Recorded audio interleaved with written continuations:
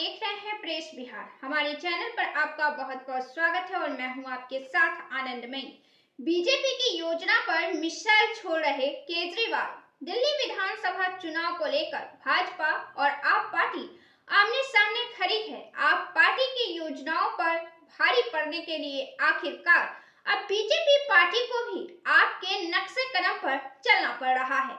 रेवड़ी कहकर प्रहार करने वाले पीएम मोदी अब दिल्ली में अपनी पार्टी की सरकार लाए जाने के लिए उन्हीं का सहारा ले रहे हैं। बीजेपी ने ऐलान कर दिया है कि पुरानी सारी योजनाएं जारी रहेंगी और नई योजना को बढ़ाकर पार्टी दिल्ली के हर वर्ग को साधने का प्रयास कर रही है। महिला वर्ग हो या स्टूडेंट या हो दिल्ली के ऑटो चालक, सभी को बीजेपी पार्टी लुभार ही है। दिल्ली में चुनावी माहौल में जमीन स्तर से अधिक मुकाबले सीधे केंद्र पर नजर आ रहे हैं। बीजेपी या आप सत्ता के केंद्र में यह चुनाव होंगे, यही इस बार आम आदमी पार्टी की रूपरेखा और भाग्य निर्धारण करने वाले हैं। अब बीजेपी पार्टी भी यहां अपना 30 सालों का सूखा खत्म करने के लिए पूरी कोशिश में है, लेकिन बीजेपी के एक से बढ़कर एक लुभावने वायदे पर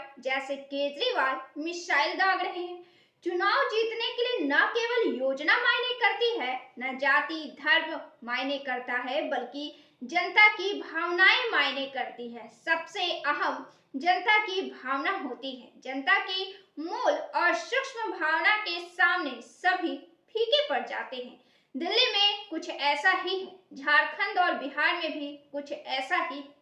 सरकार उन बिंदुओं पर काम करती है जिससे जीत सुनिश्चित हो, लेकिन उसी तर्ज पर दूसरी पार्टियां बाजी मारती हुई दिखती हैं और उसी तर्ज पर अन्य पार्टियां लड़खड़ाते हुए।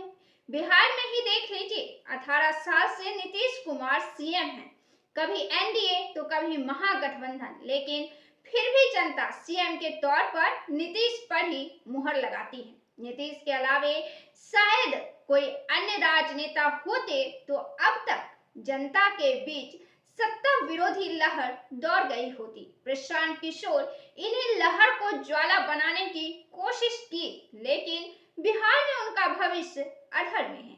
अब दिल्ली में बीजेपी सरकार ने तीसरा और अंतिम संकल्प पत्र जारी किया है, जिसके मुताबिक घोषणा पत्र जारी करते हुए केंद्रीय गृह मंत्री अमित शाह ने कहा है कि अगर पार्टी दिल्ली में सत्ता में आती है तो वह गिग वर्कर्स को 10 लाख रुपए का जीवन बीमा और 5 लाख रुपए का दुर्घटना बीमा देगी और गुजरात के साबरमती रिवर फ्रंट की तर्ज पर एक नया यमुना रिवर फ्रंट विकसित करेगी। अमित शाह ने कहा है कि भाजपा दिल्ली के लोगों के लिए 50,000 नौकरियां देने और 20 लाख स्वरोजगार के अवसर पैदा करने का वादा करेगी।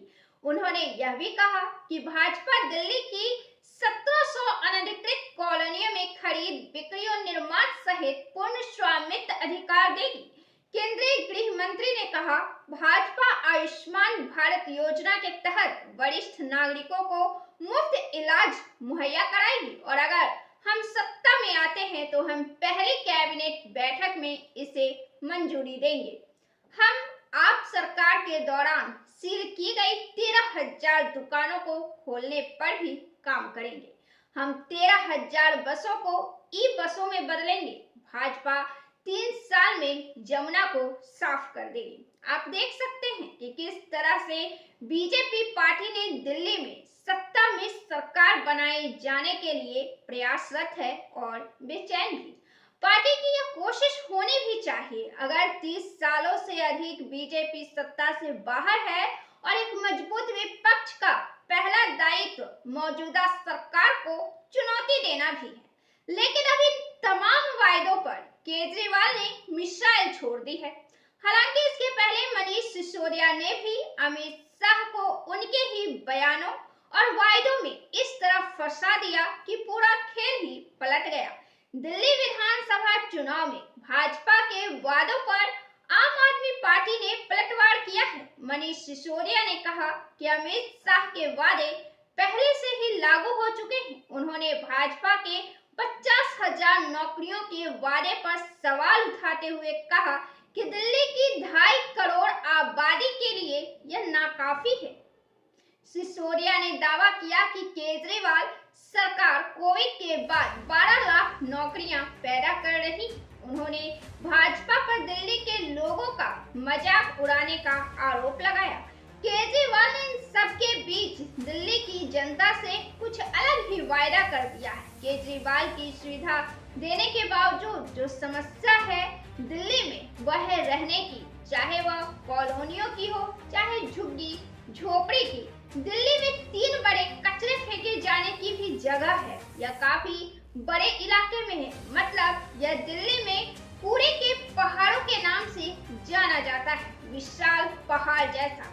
यहाँ भी 2 तरह की जिंदगी है, एक तो इन कूड़ों से जो अपने लिए रोजगार तलाशते हैं और दूसरे जो इन इलाकों के आसपास रहते हैं, मतलब यहाँ रहने वाले लोग खुद को कीड़े मकोड़े की जिंदगी से तुलना करते हैं। अब इससे बड़ा हृदय भेदी और क्या हो सकता है, जहाँ सरकार 10 सालों से अपने विकास की गुणगान कर रही है, लेकिन इन तरह की मसलों पर बीजेपी का ध्यान नहीं गया। वे तो बस केजरीवाल की योजना की कॉपी करी।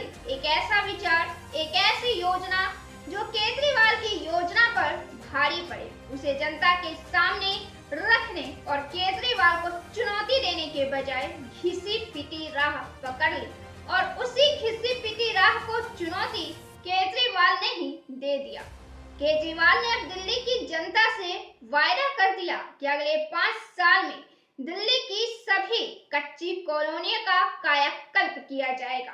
केजरीवाल ने दावा किया कि पिछले 10 सालों में उनकी सरकार ने 1792 कच्ची कॉलोनियों में विकास कार्य किए हैं। उन्होंने बताया कि 2015 से पहले इन कॉलोनियों में किसी तरह का विकास नहीं हो पाता था, लेकिन अब सीवर लाइन बिछाने से लेकर हर घर को सीवर से जोड़ने का काम चल रहा है। दिल्ली में समस्याएं हैं और गहरी समस्याएं हैं। सत्ता विरोधी लहर भी है, लेकिन कांग्रेस उन्हें पहचानने, उन पर सर्वे कराए जाने के बजाय कॉपी पेस्ट वाली सस्ती राह चुन रहे हैं, चाहे वह बीजेपी की सरकार हो या फिर कांग्रेस की। ऐसे में बीजेपी की नैया इस बार पार कर पाएगी, इसमें बड़ा संदेह है। केजरीवाल को शिकस्त देने के लिए एक बड़ी योजना और उनसे प्रभावी योजना पर काम करना आवश्यक है, क्योंकि जो सत्ता में आए महज 10 सालों में पीएम बनने की रेस में शामिल हो चुके हो। 10 साल पहले बनी पार्टी एक से अधिक राज्यों में सरकार बनाकर आरएसएस समर्थित बीजेपी और आजादी की लड़ाई लड़ने वाली पार्टी कांग्रेस को सत्ता से बाहर कर रही है, उन पर भारी पड़ रही है और कांग्रेस बीजेपी उनको चुनौती देने में हाफ रही है। उसे केवल बयानों से शिकस्त नहीं दिया जा सकता है और केजरीवाल लंबे रेस के मालूम पड़ते हैं। वे सत्ता विरोधी लहर पर तेजी से काम कर सकते हैं। ऐसे में बीजेपी या कांग्रेस का यह इंतजार करना कि उनके खिलाफ सत्ता विरोधी लहर आएगी, तब दोनों खोर लगाएंगे और अपनी अपनी सरकार बनाए जाने की कोशिश करेंगे, यह दिल्ली की सियासी इतिहास की नक्शे को बदल सकता है।